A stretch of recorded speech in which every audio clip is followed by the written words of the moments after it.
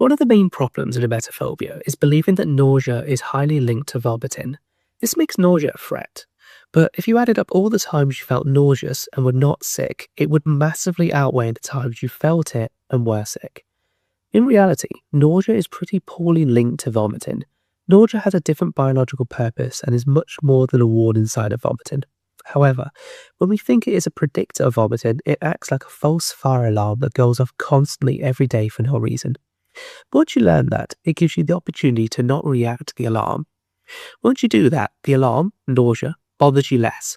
Simply put, when you do nothing, you learn safety. When you react, you learn to validate the alarm and learn danger. So don't act to the alarm, do nothing, and try to do things in line with your values instead. Act how you would if the alarm never rang in the first place.